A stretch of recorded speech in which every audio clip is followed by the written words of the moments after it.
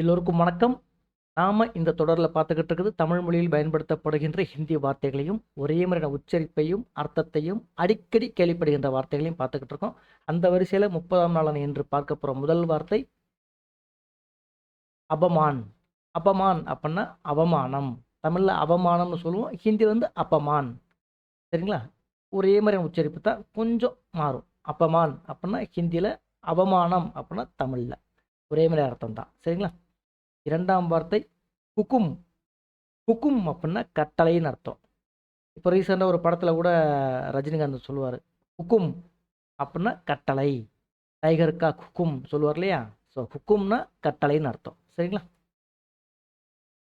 மூன்றாம் வார்த்தை அர்ச்சனா. அர்ச்சனா அப்படின்னா அர்ச்சனை. கிட்டத்தட்ட ரெண்டுமே ஒரே மாதிரி உச்சரிப்பு தான். இந்த அர்ச்சனாங்கிற பேர்லாம் வைப்பாங்க. சரிங்களா? ஸோ அந்த பேர் ஞாபகம் வச்சுக்கிட்டா இந்த அர்ச்சனைங்கிறது ஞாபகத்துக்கு வந்துடும் அர்த்தம். சரிங்களா? அர்ச்சனா அப்படின்னா அர்ச்சனை அப்படின்னு அர்த்தம். அல்ப. அல்ப அப்படின்னா சிறிய. அல்ப விஷயத்துக்கு ஏன் கோவப்படுற, சின்ன விஷயத்துக்கு ஏன் கோவப்படுற அப்படிலாம் சொல்லுவோம் இல்லையா? ஸோ அல்ப அப்படின்னா சிறிய அப்படின்னு அர்த்தம். சரிங்களா? நீங்கள் மேலும் தெரிஞ்சுக்கணும், ஹிந்தி கற்றுக்கணும் அப்படின்னு பிரியப்பட்டீங்கன்னா மறக்காமல் என்னோட சேனலுக்கு சப்ஸ்கிரைப் பண்ணுங்கள். அதை விட ரொம்ப முக்கியம், இதை பற்றி தெரியாதவங்களுக்கு ஷேர் பண்ணுங்கள். நன்றி.